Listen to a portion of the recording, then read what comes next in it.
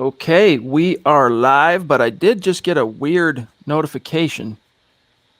I want to make sure we're up and running, but I got to, on Facebook in particular, but I got to bring on the MHH Facebook page. Let it breathe just for a second here, and then we will get things started. I think we're okay on the Huddle Up Pod page and the MHH Superfans page, but I just got to double check that real quick. Looks like we're good. So welcome in, everybody. It's the Huddle Up Podcast, presented as always by Mile High Huddle, powered by Blue Wire Pods. I'm your host, Chad Jensen. With me is my fellow football priest and the deputy editor of milehighhuddle.com, Zack Kelberman. Zack, Broncos, hey, game week. They've gotten back to work today. They got to practice, and a little bit of news. There's a couple of news points we need to discuss tonight. The first being the Denver Broncos have announced their captains. Now, in days of yore, the first 2 years that Fangio was here, he didn't like the notion of season-long captains. He wanted the voting to be on a game-by-game basis, which to me just seemed like way too much work, way too much, not the juice not being worth the squeeze. But this time around, he allowed the players to vote for season-long captains. Those captains were announced tonight. I'll let you, if you want to, Zack, announce them. But why do you think Fangio changed his perspective on that? Trying different things out in his third season. I mean, trying to remedy past failed approaches. It might be a little bit of grasping at straws because I don't think captains are going to lead to more victories. It's kind of a ceremonial thing. It's kind of just a nice thing for the respected players on the roster to have. And they were voted on by their teammates, so it kind of exonerates Fangio from the Teddy Bridgewater situation of showing favoritism. It's Fangio's way of saying, because Teddy Bridgewater is a captain for the season, his way of saying, listen, guys, it wasn't just my job status that got Teddy the job. It's that the fact that he's come into this locker room and his teammates and the Broncos players have rallied around him and he stepped up as a leader and he's earned that C patch. There's not too many surprising names on this 6-player list. I think it's a little excessive, though, having 6 captains on a 53-man roster. I did the math. Almost 9% of the roster are captains. I mean, I understand 1 for offense, defense, special teams, but 6? The only one that kind of stood out to me, I know it's voted on by his teammates, was Kareem Jackson. This is a guy who is literally in his final year here. This is a guy who was barely brought back. His option was turned down, and he was re-signed at a lower rate by George Paton. Then they drafted 2 safety to take his job in the future. I understand he's popular, but I feel like that title should have gone to maybe a younger player. They had Simmons and Kareem Jackson and Von Miller on defense. I mean, that's 3 veterans. Maybe one guy like Shelby should have gotten. Yeah, it's hey man, it's a widget, right? It's like we're gonna overanalyze this. We can, but it's like, okay, the progress here, in my opinion, is that you named captains for the long haul, which I think takes away some of the I don't know. I mean, it just seemed to me, Zack, that it has always been kind of a pain in the butt to decide each. It's just one additional thing Fangio had to check off his docket of crap to do each week.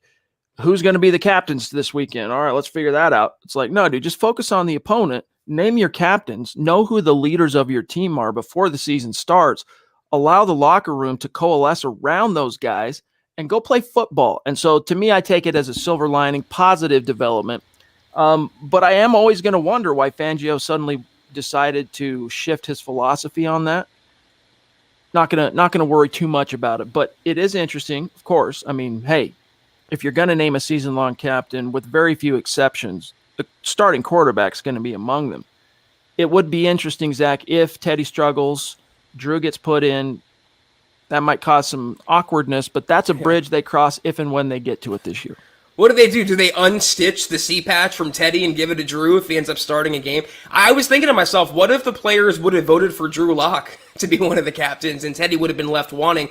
I'm not worrying about it too much. I'm not really that high on captains. I feel like it's more of a high school thing or more of a college thing. I mean, go out, play football, and win football games. I don't really care about the ceremonial parts of it. I want to play football. I want to see results.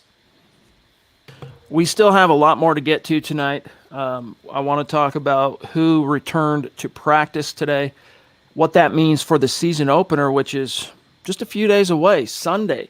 And it's a really weird East Coast start time. Usually when a team goes to the East Coast to play, on a day game, right? It's usually 11 Mountain Time, 1 p.m. Eastern Time start. In this case, it's like a 2 p.m. Mountain Time start in New York. Kind of bizarre.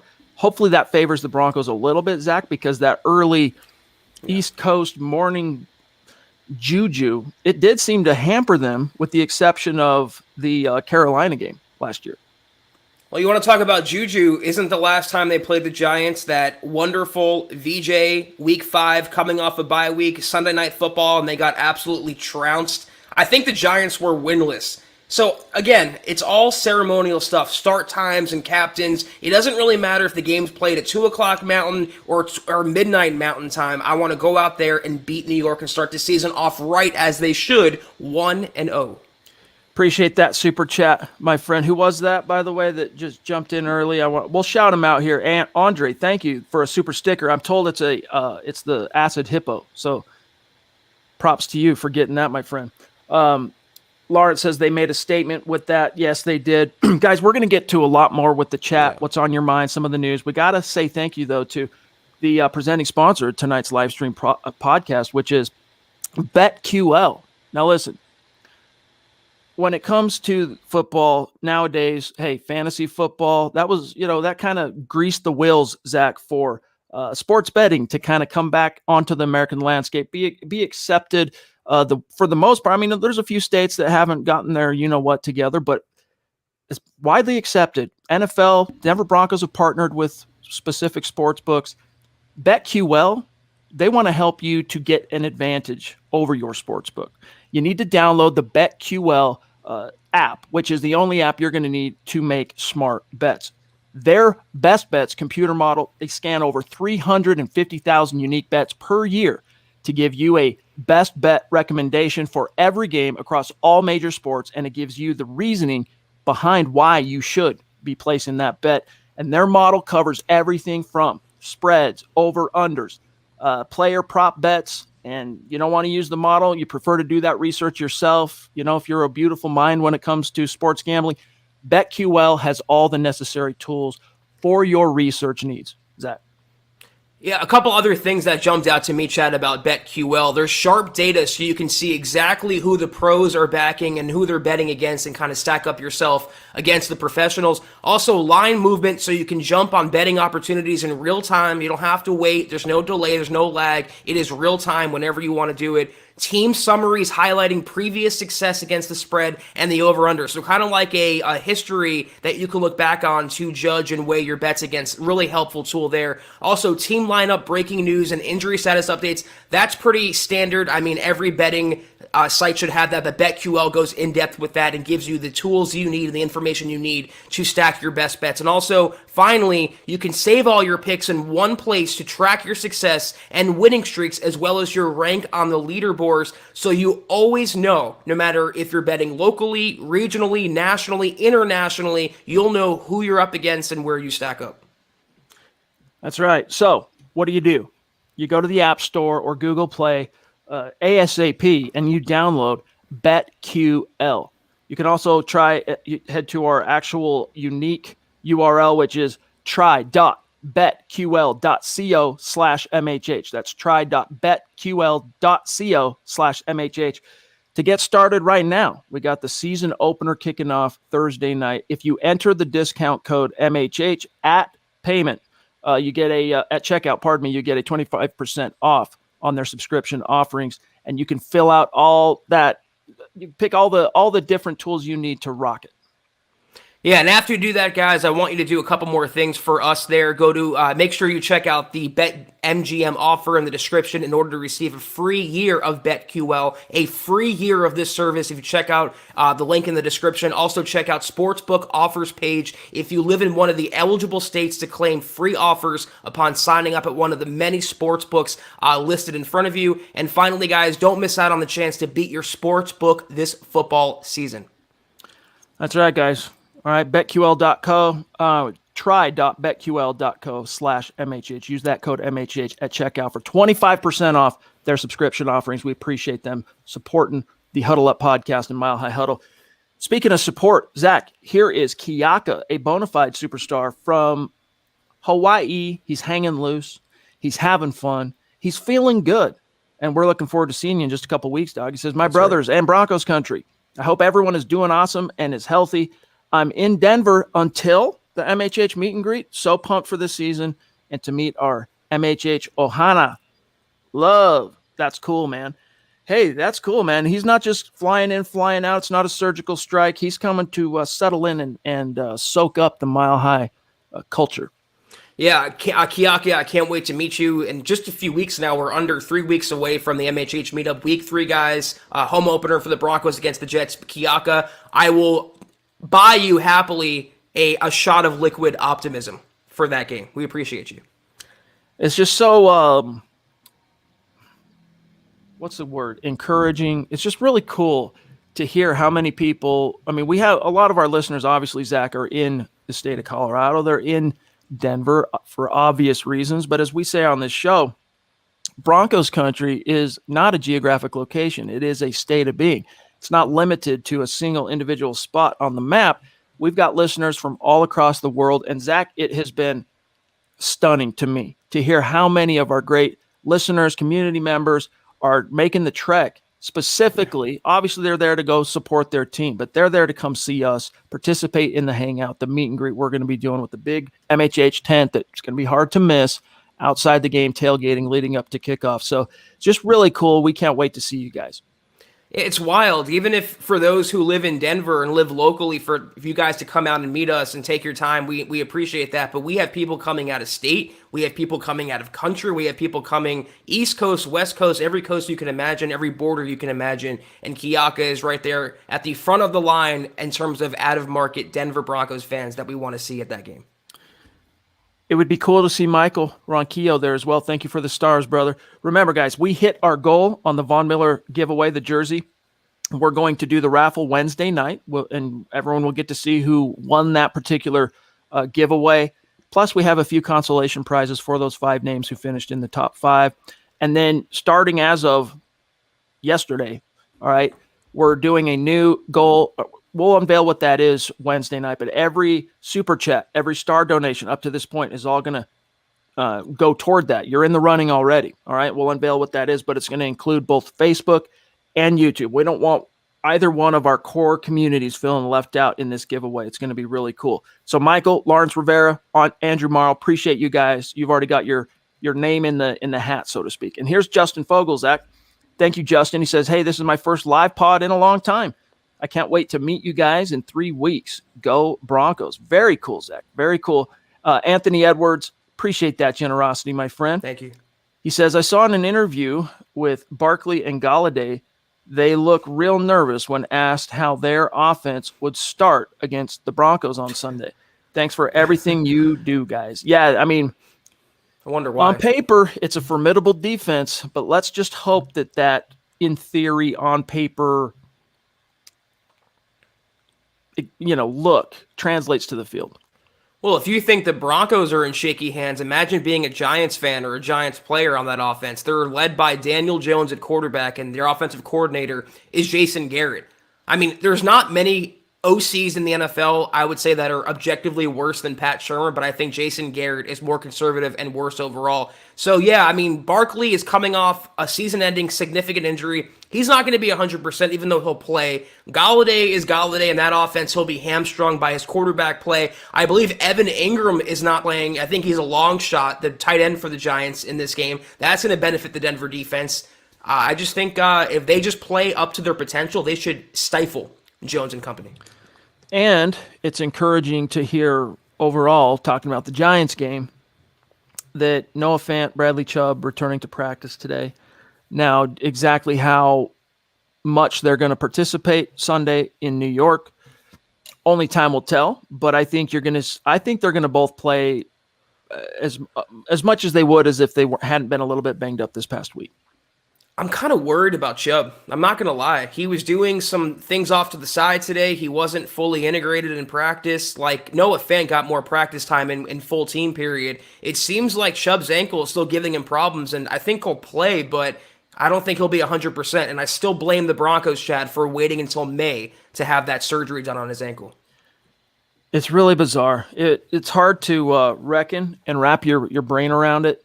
Fangio, I don't think he's ever really been challenged on that. Now, not that it's necessarily his purview to I guess at the end of the day, the buck stops with him as it relates to the team and the players. But why the medical staff hoped that a little R&R would make the ankle problem that he dealt with late last year, which what caused him. I mean, remember, last we heard from Bradley Chubb, he was emotional, just named to the Pro Bowl, voted to the Pro Bowl. This wasn't an alternate. This dude was straight voted to the Pro Bowl. Great for him.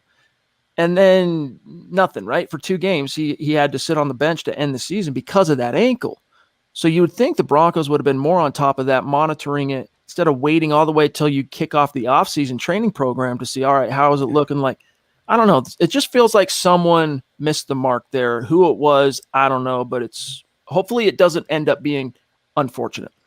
Exactly. I hope come September 12th, come next Sunday or this Sunday. I can't believe we're in game week. It's still, my brain's not wired to think that way yet. It's a non-factor. It's a non-story, and he'll have a great season. I hope he stays healthy. I pray he stays healthy because I just want one season, Chad, uninhibited, Vaughn and Bradley Chubb, book-ending quarterbacks.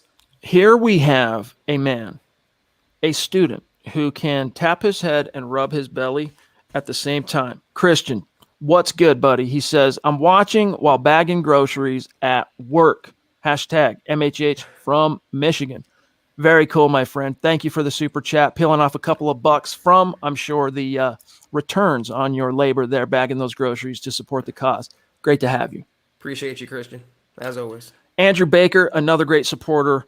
Thank you for all the stars, my friend. He says, I think our offense will be fine as long as Teddy doesn't turn the ball over, which he had almost as many turnovers or giveaways as Locke last year. But hey, that conversation is over for now. Hashtag MHH for life. Denver Broncos for life.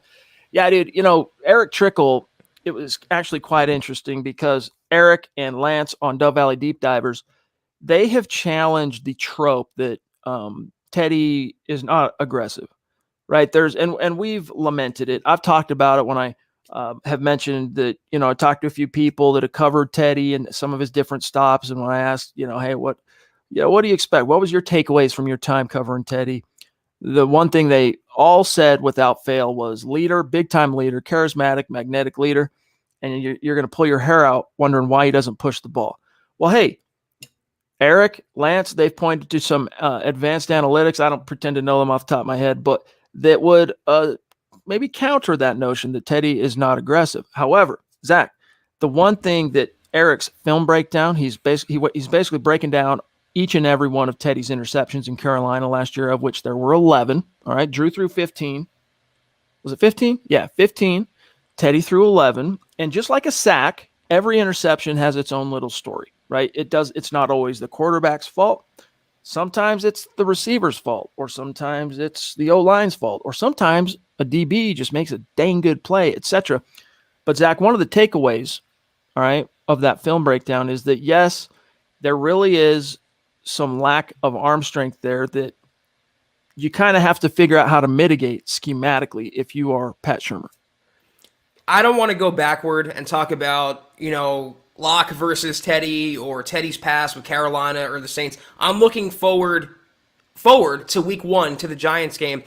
I would be really surprised if they came out and were pass happy. I would be really surprised if they came out in week 1, no less, against a defense that is a little stingy. At least it was last season. And they were throwing the ball around 40, 45 times. I think in week 1, maybe even through the first quarter of the season, it's going to be a heavy dose of Melvin Gordon and Javonte Williams, and hopefully they work in succession. They work as a duo, and they are effective on the ground to take the pressure off Teddy Bridgewater. I would be shocked, to an extent, not with Pat Shurmur, nothing's ever truly surprising, but I would be shocked if it was a Teddy-heavy game plan in week 1 at New York.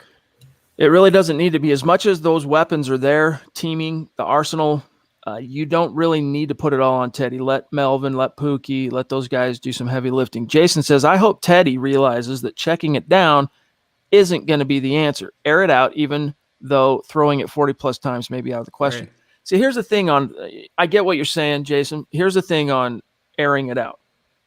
You don't need to, nor should you do it willy-nilly. you have to be strategic in how you do it. All right. Good example of that is the John Elway to Rod Smith 80-yard touchdown off play action in Super Bowl 33. Our Facebook subscribers or supporters over there who were with me today for Broncos Book Club, I detailed that out in that it wasn't just a spontaneous, oh, cool, this play worked, yay, touchdown Broncos, even though that was the pivotal game-changing moment that swung everything Denver's way in the Super Bowl against the Falcons. That play had a huge backstory, tactical. I mean, there was just a lot of strategy and a lot of different dominoes that had to fall in a row for those stars to align perfectly the way they did. And I want to see that. I want to see some of those strategic, shots. It doesn't need to be every other throw. Does not need to be an 80-yard bomb. And in fact, you don't even need to connect on half of them. Right. Great if you could. It's more simply the threat where you're in the defense's head thinking this could happen. Exactly. Yeah, that's a really, really great point. You have to keep the defense honest, and you can't have them stacking the box on every down and daring Teddy to beat you because more than likely with his arm talent or lack thereof, he just can't and won't be able to. But it also depends on game flow. So if the defense comes out in New York and they're just shutting them down, they might be even forcing turnovers, might be even scoring on a pick six or a fumble recovery. If the Broncos are comfortable with how their defense is playing, again, I'd be really surprised if Teddy was throwing it around MetLife Stadium. Even though they have a bevy of weapons, Chad, at least starting out, let the running game do the heavy lifting and hopefully coast to victory. Again, Claude, thank you for those stars, my friend. Udaman, he says, I have faith in Teddy and his arsenal of weapons. I have faith in our defense and their ability to smack people in the mouth. What makes me nervous is a lame duck head coach and his offensive coordinator. Great pod, as always. Fellas, Broncos country, if you haven't become a supporter, he's telling you, get on that. Costs less than a cup of coffee each month. Hey, we appreciate that, Claude. Seriously, that testimonial. Zeus checking in from the top rope as he is wont to do. Zeus. Hope you're doing well, bro. Hope you're doing well. $5 a month. Go to our Facebook page, Mile High Huddle Facebook. Big blue button at the top. Become a supporter. You get access to Kelberman's Corner every Sunday. You get access to Broncos Book Club every Saturday with yours truly. Today was a reschedule. I did Broncos Book Club today because I was on vacation Saturday. And the Trickle Zone every Saturday, Zach. Less than a gallon of gas as of today for VIP instant exclusive access to our programming and content. I promise you guys, it's worth every penny. Shout out to Big Earn. Good to see you. Shout out to Andre Williams, who says loves the show. First time watching live, but he listens to each and every one. Very cool. Here's one from DeAndre on Facebook. Appreciate you, DeAndre. He says, game week, guys. I like that idea of letting the players choose the captains, and this showing favoritism for Teddy and Locke was sabotaged. He didn't get a fair chance. Is the Locke fans being salty? Yeah, for now, bro, that's all water under the bridge. We got fish to fry, right? The Giants being that fish. So the whole sabotage, favoritism thing, everyone's got an argument on that. Some have merit, some don't. Bottom line is Teddy Bridgewater is your starting quarterback. Close ranks around this cat. And I'm not speaking to you specifically, DeAndre, because I know you are behind him. I'm speaking generally. And focus on, hey, what is it going to take to beat those New York Football Giants? And after you fry that fish, you have a cat to fry in the Jaguars. And after that, you have an airplane to fry in the Jets, Chad. You see where I'm going with this? Until Teddy gives me a reason to start talking otherwise, he's the Broncos quarterback. And I really want to start putting to rest, and I mean this genuinely, the Locke, Bridgewater, sabotage, conspiracy theories, tinfoil. We've spent months and months covering that. We're looking forward to the regular season, 6 days away. And Chad and I and a lot of other people have very high hopes tied up in this team for this year. Andre's like, hey, I don't understand why PS2, Patrick Surtain II, is not starting. Dude, you're not even going to be worried about starts when it comes to PS2 because he's going to play starter snaps. So I wouldn't worry so much about whether or not, he's racking up starts quite yet. He is a rookie. He's going to play a lot. We know, as we talked about last night, what his role is going to a big part of what his role is going to be anyway, shutting down tight ends. Michaela, the Duchess in the house after a record night. Yeah. Love you. Appreciate you. She says, I am worried about opposing teams loading the box. What do you guys think? I'm worried about it too. I'm not going to lie. I think this team has the offensive line talent and the running back talent to still win in many of those situations. But teams, that's why you have to, and again, those deep shots, it doesn't have to be always a deep shot that forces a defense to kind of bring that safety back out of the box, right? Just connecting on a play action fake will get in their heads. So it's just a matter of, hey, when they load it up to stop the run, which I promise you, that's what the Giants are going to do early in that game, and just see if Teddy can beat him. All he has to do is convert one or two of those, even if it's a freaking slant, dude. Even if it's a play action boot rollout throw to Andrew Beck coming out of the fullback backfield for a 5-yard gain. Just connect on those, make them pay a little bit for selling out, and then you get them on their heels, and it kind of levels that playing field. But it's a concern, Zach. What do they say? What's the best way to beat the blitz? Is to run right at it. So if you have a strong running game, it'll take the pressure off Bridgewater. It can help beat the rush. It can really keep the offense figuratively and literally moving forward every single snap. But I want to be fair to Teddy or whoever's playing quarterback at various points this season, whether it be Locke or Bridgewater.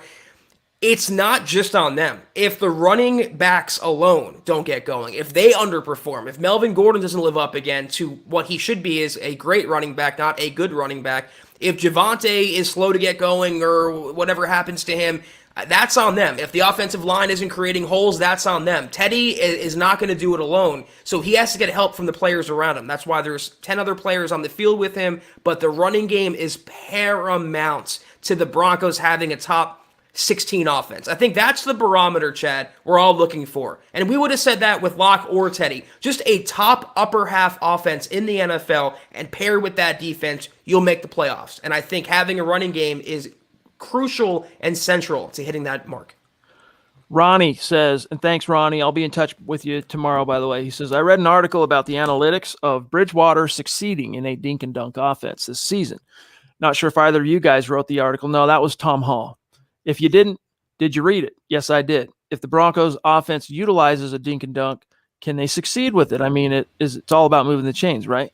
Yeah, and that's the main gist of Tom's article is, when people talk about dink and dunk, it's not sexy, right? The Kansas City Chiefs are a good example. Alex Smith was perceived as the dink and dunker, but the bottom line was he could move the chains, right, when the chips were down. Whereas Pat Mahomes was this, big freaking swashbuckling gunslinger making big play after big play. That's what sells tickets. That's what gets butts in seats. That's what gets butts in front of couches watching network broadcasts of these games. But that doesn't mean dink and dunk can't work or doesn't work. So, Tom, I'm trying to remember the takeaways specifically, but here's the gist of it. Go read the article. But Tom went back to the last, I think, 10 years of the NFL. And it basically just shows analytically, go read the piece, that dink and dunk, those kind of offenses and quarterbacks that operate those kind of offenses, it simply means they're better at it improves your odds of moving the chains on third down is the bottom line. Gives you better odds. When you get to third down, you're in much favorable distance situations to actually attack and not be dictated to so much by the defense. Because, Zach, when you're at 3rd and 11, 3rd and 8, 3rd and 9, whatever, you're not really dictating anymore. It's the other way around. I'm going to let you all in on a secret, though. Do you know what sells tickets, and do you know what gets networks' attention and what makes teams relevant is winning? Number freaking one is winning. You know what aids winning is scoring points, scoring touchdowns. That's the number one way is to outscore the opponent. That's an old John Maddenism. So I really don't care, and I mean this legitimately. I don't care if they need 20 plays to score a touchdown or 1 play to score a touchdown. I just want to see touchdowns. I just want to see winning. If dinking and dunking is the way to go, if they will utilize their weapons and score touchdowns, I am fine with that. That's genuinely how every Broncos fan should feel. Just make the sausage. We don't care how it gets made, all right? Just get that sausage made. B. Zuck, very cool. He says, I'm catching this live on Twitch. First time, usually watches on YouTube. Hey, we appreciate you spreading the love around to some of the different platforms we stream to. Shout out to Michael for the stars, leading the way tonight. First place. Claude, right behind him. Thank you, buddy. Lawrence Rivera, Gary Leeds Palmer, the legend. Andrew Baker, Melvin Paulson, who has come on strong quite a lot the last month or so as a contributor here. and Andrew Morrow. Appreciate you guys. We are obviously keeping an eye out for your topics and questions in the chat. Trevor, appreciate that, my brother. He's trying to keep the Tedham hate Doesn't work. alive, and I don't hate it. Zach, it's still, percolating in Zach's brain. Yeah. Y'all need something else to associate with Teddy Bridgewater. The 5s don't do it for me like the 3s do. But all right, let me see here. I'm just gonna scroll, try and get to as many. Here's Gary. What up, Gary? Good to see you, bro. Yeah, just throw it up. Just throw it up there. Let's grab Brandon here. What's going on, buddy? Bama Broncos. We are going to be just fine at quarterback. I just worry about Vic Fangio and Pat Shurmur screwing up a wet dream. Yeah, I mean, listen, buddy, we have our doubts about this coaching staff, okay? We're not going to stand up here and lie to you.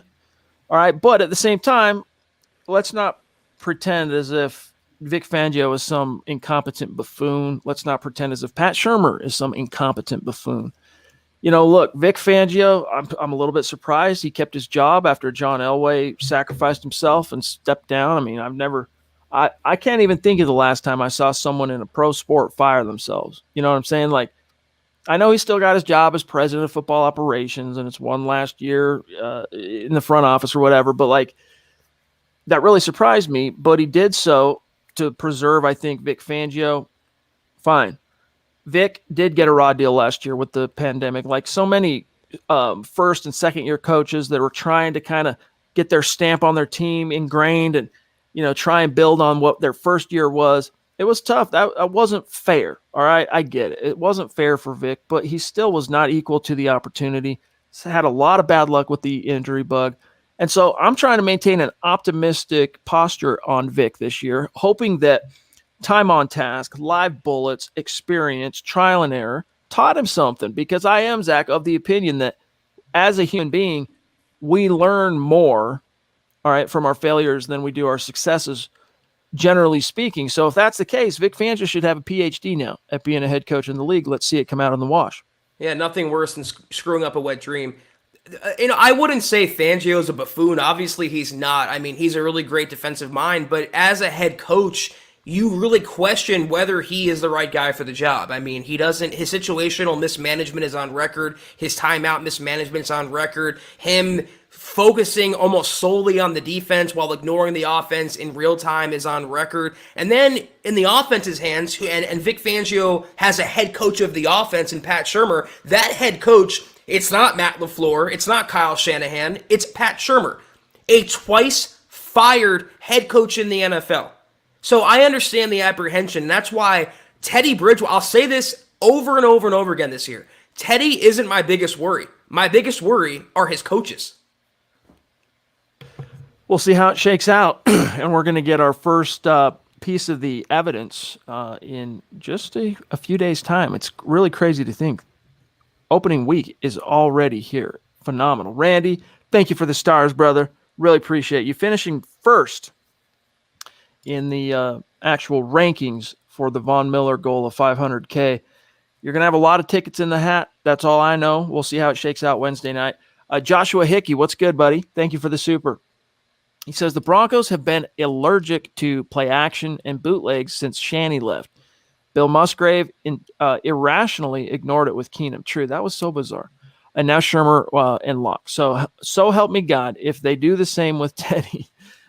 Yeah, bro. I mean, play action should be a staple in every offense. It doesn't matter what the particular skill set, strengths, weaknesses are of your quarterback, even if they're not very mobile. I mean, shoot. Gary Kubiak came in here in 2015 and said, look, Peyton, we're going to run my offense, all right, instead of the other way around. But to accommodate you, because I know we need to have a plausible threat, we're going to throw the ball a heck of a lot. But still, to accommodate you and to present the plausible threat that we could be running on any given down, I'm going to put you in the pistol a lot, all right? And some of those pistol play action plays, man, they were laborious. It was weird to watch sometimes, but Peyton Manning, not the most mobile, fleet of foot quarterback. Hey, he found a way. He made it work. You just need those play fakes. What's the purpose of it? It gets defenders, right, their eyes locking in on what's happening up front on that play fake, because if it's a handoff, I got to get up there and do my job. And that very split second is all it really takes of a defender getting caught peeking a little bit. Linebackers suck up, safety might bite down. Boom, the routes can do their job and the quarterback can exploit. You don't have to be the greatest at it, Zach, but you just have to have it as a part of the repertoire. And yes, it was stunning how much Bill Musgrave ignored that when Keenum was here.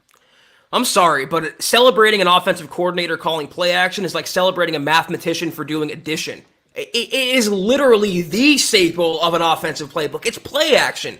And it's not just, like you mentioned, Bill Musgrave, but what's so frustrating is that Pat Shurmur will show it every now and then. He'll run play action, and it always works without fail. In the Minnesota game in week 1 of the preseason, Locke was feasting off play action. That 80-yard touchdown to Hamler, off play action. What happened the next week? He went completely back into his shell, Pat Shurmur. No play action, shotgun, 11 personnel, 3 wide receivers on the field, 11 and 12 personnel, mixing that up. No creativity, the 2020 version of Pat Shurmur. You know who called a lot of play action? Rich Scangarello. Where is he now? Not in Denver. Andrew Baker, appreciate you, bro. He says, this defense, though, we were 9th in sacks last year with an injured crew. I'm hoping at least 3 sacks, 2 picks, and maybe a fumble this first game. Hey, man, Daniel Jones, I mean, that situation is rife for opportunity for a defense that wants to fancy itself, Zach, as being opportunistic. You can get to him. You can rattle him. Von Miller, Bradley Chubb, and even if it isn't Chubb, I can't remember who said it in the chat I saw, but someone said something to the effect of Chubb, being banged up again, is going to screw around and see Jonathan Cooper take his job and make him, basically obsolete in Denver. That's way too early, in my opinion, to say that. All right. But if Chubb's not able to play fully in New York, Cooper will help out. Malik Reed will help out. At least Vaughn's there, right? Let's just all pray everything continues to go according to plan for Vaughn and his recovery, because that alone, Zach, can force some really dangerous type of decisions and throws on the part of Daniel Jones, where guys like Kyle Fuller, PS2, Bryce Callahan, Darby, Simmons, Kareem, they can make them pay. I'm going to be honest. I don't think the Broncos need Bradley Chubb to beat the Giants. I'm not saying they shouldn't have him out there or shouldn't play him, but I don't think they need his services in order to conquer Daniel Jones. They don't need anyone. If you let Daniel Jones run, what's he going to do? He's going to literally fall down. I mean, he's that type of quarterback. He is a buffoon. He's a turnover-prone buffoon quarterback that the Broncos should spit up and chew out every single drive of that game. They should have no issue. I don't want to hear it. Joseph says, it's only a matter of time before Drew Lock becomes the starter, plus less pressure on Lock, and it will show it wasn't all on Lock. We'll see, man. We'll see. I don't know if that holds true. Zach, I would assume Drew probably is trying to maintain an optimistic perspective that he is going to play again in Denver, but only time will tell. Yeah, I disagree, Joseph, with, you're saying it's when and not if. It's definitely if for Drew Lock. This is Teddy Bridgewater's team now. We all know about how Fangio feels about him. George Payton literally said he gravitates toward Teddy Bridgewater, and now the players in the locker room are gravitating toward Teddy. So it's going to take an injury or cataclysmic play on Bridgewater's part. And I don't think he's that terrible enough or inconsistent enough to be that bad. So he might play Drew this season. He might. But I would not bet on that at all. By the way, it was Leroy with the Chubb mess around and give Jonathan Cooper a chance. Jonathan Cooper, for what it's worth, he does strike me as the type of cat that, he capitalizes on his opportunities. So if I'm Bradley Chubb, I'm not trying to miss any time that I don't absolutely have to miss. Michael, you the man, dude. Appreciate you. All right, let me see. We're at 39 minutes. Let me see what else is on everybody's mind here. All right. Yeah, Claude says, hey, man, caught Broncos Book Club on my lunch today. Great. If extra content, that and Kelberman's Corner alone worth the $5 a month. Keep up the great work. Glad to hear that, brother. Really appreciate it. Chase needs to know this relative to the fantasy league. Zach, if you want to answer when those who are in the league need to pony up the cashola for the league. Well, I've had a lot of different problems because I wanted Venmo, but some don't have Venmo. Some want PayPal, some want Zelle, some want Cash App. I mean, there's a lot of confusion. It's tough to manage so many different people's finances and ask them to dip in that way. So, in lieu of a buy-in this year, I'm gonna have it a free league. Everyone's already in. The draft is tomorrow night, guys, at 6 o'clock Mountain, 8 o'clock Eastern. Tomorrow night, be there. Don't forget. But in lieu of a buy-in, we're gonna have really cool prizes for the first, second, and third place winner, including the first place winner. I have something that's better than winning cash. Bet on that. Also, guys, so next year it's going to be mandatory. If you want in the league, you got to have a Venmo account. Yes. And I mean, it's almost universal. If you don't have a Venmo account, you're getting to a point now where it's like, how do you function in society if you don't have Venmo? So, anyway, food for thought. Zebulon, what's going on, buddy? He says you can take all the deep shots you want, and it will work against the Giants, but you got to actually hit against the big-time teams like KC. They aren't going to be worried about giving up one play knowing Teddy won't hit on most of them. I wouldn't count those chickens before they've hatched on the Giants because the calling card, their strong suit is that defense, very underrated defense. So don't sleep on the Giants defense, especially being at home. I don't know what the latest is on New York relative to the pandemic and fan attendance and all that stuff, but if they have their fans there, hey, dude, it's going to be a freaking hostile environment, and that's a defensive team right now. I'm not worried about the Broncos defense in this game. I think they're going to smother Daniel Jones and the Giants and a recovering and returning Saquon Barkley. I'm worried for the reasons you just laid out. It's a new Broncos offense, a new quarterback, a lot of different moving pieces. Sutton coming back on a pitch count and all these different offensive linemen they have with Teddy now, different combinations there. I'm worried about that Giants defense. I don't have the numbers in front of me, but they finished last season, the second half of the season, statistically among the top 10 in the NFL. So it's not chop liver in New York. They might have some problems, and that's where if it becomes a 13-10 type game, a 16-13 type game, is Bridgewater your guy to get you over the hump there. So it could be closer than people are thinking. Hey, B-Zuck, appreciate you. Guys, this whole thing about we should be running play action on each and every play. Play action only works if you have a running game going. It works on top of the running game.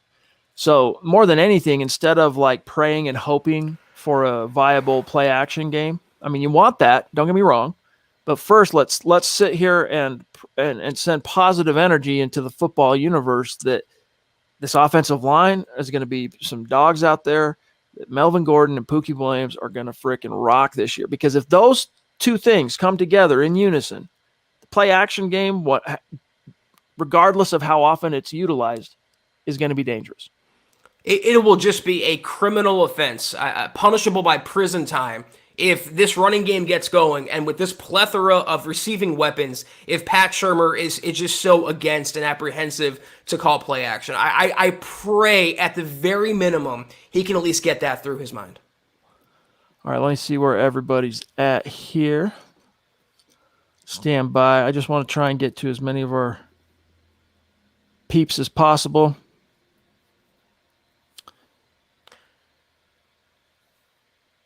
Brittany, what's good? Thanks for being with us tonight. How do you think we'll do against our division rivals? Great question. It's pretty laborious.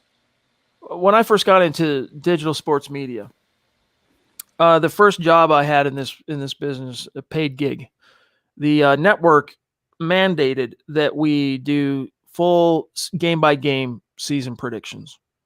Who's going to win this game, Broncos or this team, blah, blah, blah. And they're kind of fun to write, but they are laborious. Funny thing about it, very few fans read those because everybody knows, hey, if you really knew, you wouldn't be sitting here on the internet writing about it. You'd be living high on the hog, right? Somewhere in Vegas, counting your chips. So we decided not to get too far into the whole predicting the season and the record and all that stuff. I think this is a team that can go somewhere like win somewhere between 8 and 10 games this year with Teddy or with Drew. As it relates to the AFC West, that's going to be the toughest thing about it, honestly, because this is finally they got a favorable strength of schedule overall. I think what is exactly like middle of the pack basically in the league after in the previous 2 seasons being in the top 2 and the top 5 hardest schedules despite being struggling teams. They got the second and I think it was 5th strength of schedule. Tough stuff. But this AFC West is what really makes it more fraught with peril because you got the Chiefs who you have not beat since week 2 of the 2015 season. And you got the Raiders who, you managed to split with them each and every year post Super Bowl 50 until last year when you let them sweep you. And then you've got the up and coming Chargers who split with you last year.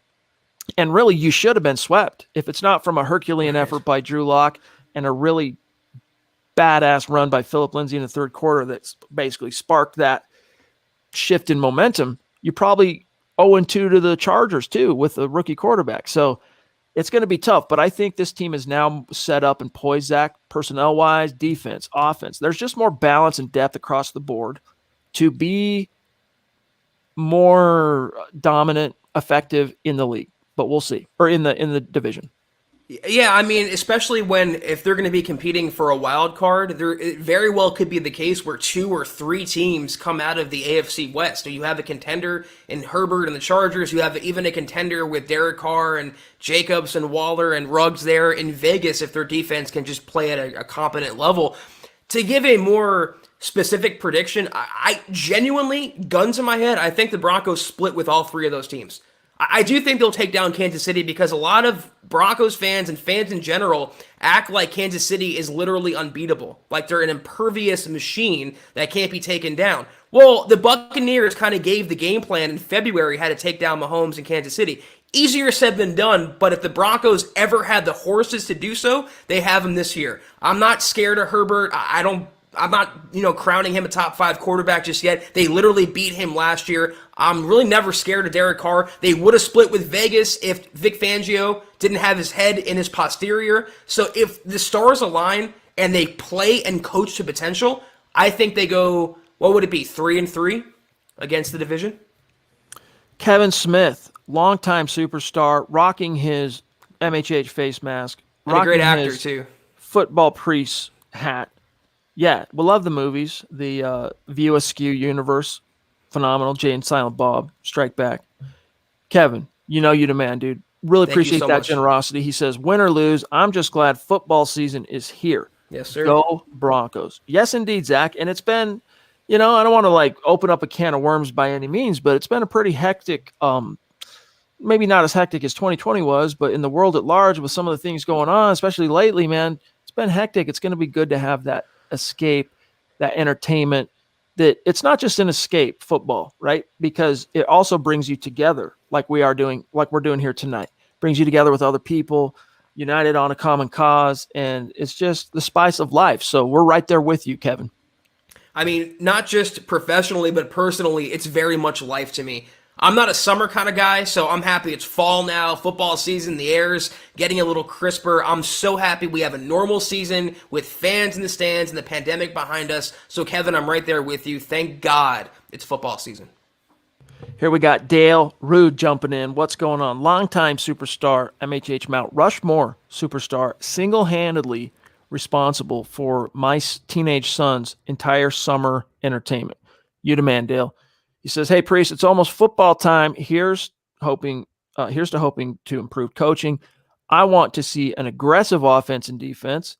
I know it won't happen. Well, hey, man, it's like one of my mentors taught me, if you say you're going to do it, you will. If you say you're not going to do it, it's not going to happen.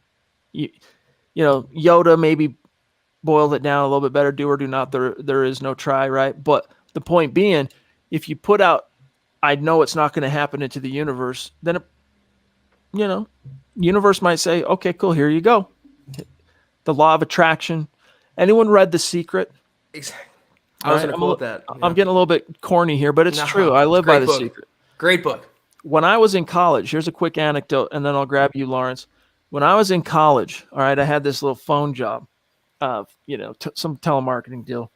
And, every single day, we'd go to lunch or whatever. And this dude I worked with at the time, this was a building where there's like 200, 250 people working there in these cubicles and stuff, right? So when you go out to lunch and stuff, I mean, you're like in a traffic jam just trying to get out of the freaking parking lot. But this dude, I go out to lunch with him for the first time, and we hop in his car, and as he's backing out of his spot, and he's, pretty close to the front door of the building, Zach, as he's backing out, he's like staring at the spot. Finally, I'm like, dude, what is that about, bro? Let's go. And he goes, oh, I'm just visualizing it. I'm like, why are you visualizing the spot, dude? He goes, the secret. I'm like, what's the secret?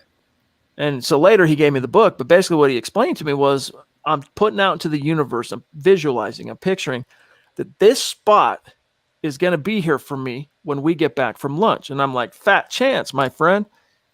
No way in hell that that's going to be there when we get back. He's like, we'll see, man. It's the law of attraction.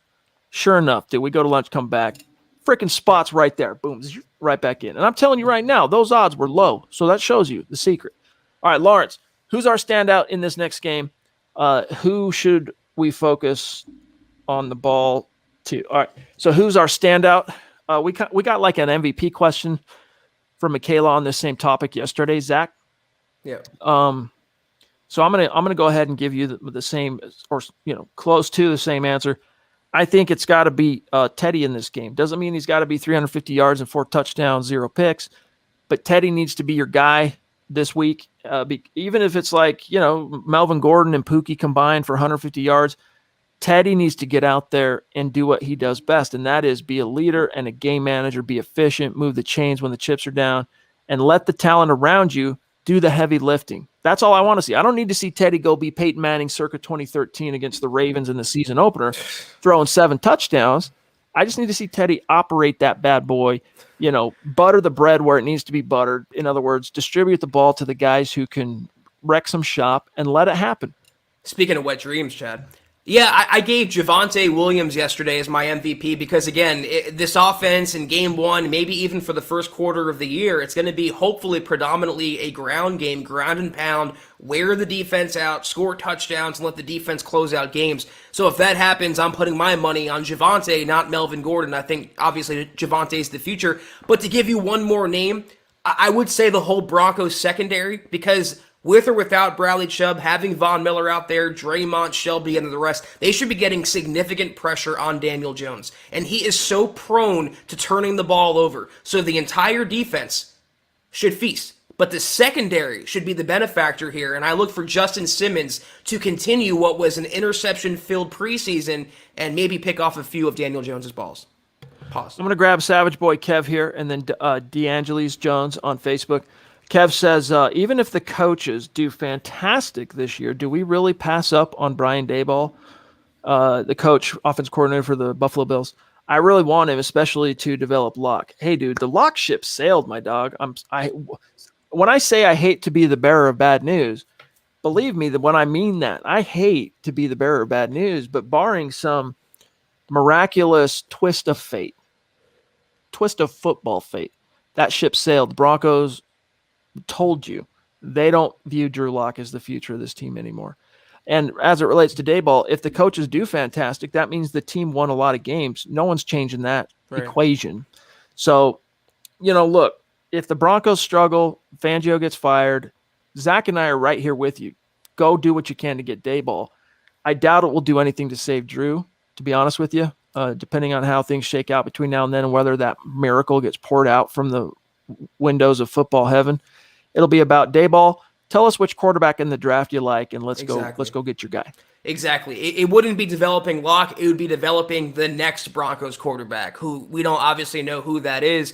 But yeah, if Vic and company do fantastic, that would mean they have probably a 9-10 win, maybe playoff season. In that case, Fangio's coming back, and they're damn sure not getting Daboll as OC. That's going to be the hottest name on the head coaching circuit. So it's either you fire Fangio or, you go forward with him and pass on Daboll. So nothing about Drew Lock anymore, or Bridgewater for that matter. The next quarterback next year will be the primary focus for whoever the coach is. DeAngelis, am I saying your name right, bro? Let me know. But appreciate you. He says, how can I buy some merch? HuddleUpPod.com. Not HuddleUpPodcast.com. HuddleUpPod.com. Anything you want there, get your swag on, get a hat, get a t-shirt. I just put the link in the chat or just navigate on your browser, HuddleUpPod.com. And then now we have a chicken that has come home to roost on my part because Dale, defending his position, is throwing one of my catchphrases right back into my teeth. Chad, the best predictor of future behavior relative to the coaching staff, right? Best predictor of future behavior is past behavior. And yes, very true. All I'm trying to say to you is hope for the best, plan for the worst. Maybe that kind of contradicts what I was trying to say too. Either way, just be optimistic, my dog. I mean, the way I was raised was hope for the best, but prepare for the worst. Expect the worst. That's the way to say it. I think that's the way to go. Chase, appreciate the super chat, brother. Regardless of Drew, are you interested in Daboll? Yeah, dude. I like Daboll. He's up there for me. I think that's one thing Zach and I are 100% unified on. We'll see. I mean, who knows? Maybe Buffalo, maybe Josh Allen takes a massive step backward this year. I don't think so. But so long as Buffalo continues to be a force and that offense continues to do well with that young Q, he's going to be able to pick his poison. Like, he's going to be able to call his shot, pick where he wants to go. I'd love to see him in Denver if the Broncos struggle and have to fire Vic. And based on what I saw in the preseason finale a few weeks ago, the Buffalo offense picked up right where it left off. I turned on the TV to a game, and I saw Josh Allen just firing a 35-yard frozen rope touchdown. So I'm interested, regardless of Drew Lock, regardless of how Josh Allen does, you have to take a shot. You have to go in a different direction if Vic doesn't work out. You try 2 defensive-minded head coaches in a row. That's not the way to go. Whether it's Daboll, Greg Roman, Kellen Moore, Eric Bieniemy, they have to pick someone from that specific tree.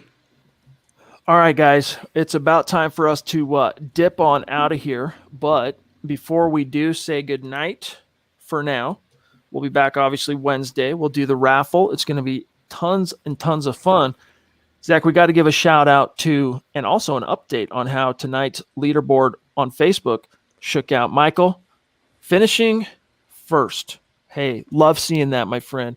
Down there in Tucson, Arizona, repping the squad and the brand. Love you, Michael. Claude, right there. Randy, legendary. Lawrence Rivera, dude, thank you. That's very, very generous. Andrew Baker, Gary Leeds Palmer. Guys, you're making us proud. Melvin, thank you, brother. Andrew Morrow, and DeAngelis, appreciate you guys. We really do appreciate you. And Zach, before you sign us off and go through a couple of quick reminders and matters of business, we got to remind everybody, all right? And we got to say thanks to our sponsor, BetQL, all right? It's the only app y'all need to beat your sportsbook. Find their information along with a 25% discount code in the description of the video. It's discount code MHH. Also, check out the special BetMGM offer in the description, all right, in order to receive a free year of BetQL and other sportsbook sign-up offers and bonuses. Yeah, we are off for tonight, though. As you can see, we're at 58 minutes. We're at the Vaughn minute right now. We have 2 more minutes, so I'm going to go through the quick matters of business for you guys. If you haven't already, till we see you guys next time, be sure to follow the pod on Twitter at HuddleUpPod. You can follow the main account on Twitter for your Broncos news, analysis, rumors, transactions, film breakdowns, anything you can imagine is right there at Mile High Huddle. You can follow Chad on Twitter at Chad and Jensen. You can follow myself at Kelberman NFL. If you haven't already, go to huddleuppod.com and get your swag on. Get yourself a Football Priest hat, shirt, coffee mug, gator, hoodie, etc., etc. Everything is there. Also, facebook.com/Mile High Huddle. Big blue button. Become a supporter. $5 a month, guys. Again, it's one less trip to Starbucks. It's 1 gallon of gas in today's climate. I promise you, 3 exclusive shows waiting for you when you do subscribe. Kelberman's Corner, Broncos Book Club, Trickle Zone. We appreciate your patronage. Also, facebook.com/MileHuddlePod. Like that page and follow that page. And guys, if you haven't already, Apple Podcasts, leave your 5-star review for your Football Priest for your chance to win some swag every single month. Apple Podcasts, leave us a 5-star review. We appreciate each and every one of you. But if you can't do any of that, we still love you. We still appreciate and respect you. Do these 3 things. Subscribe to this video, like this video, and share this video. And each and every video you see on the MHH channel helps us grow and reach more Broncos fans just like you and bring them into the huddle. We are off, though. Chad, until tomorrow night. Hope you have a great night. Everyone have a great Monday night, rest of your Labor Day. We are off until Wednesday evening. 6 o'clock Mountain, 8 o'clock Eastern. And those who are in the league, tomorrow night, Tuesday night, September 7th, 6 o'clock Mountain, 8 o'clock Eastern, fantasy football draft. Everyone's locked in. Everyone's ready to go, and I can't wait to draft with y'all. Take care, guys. Until we see you guys next time, go Broncos.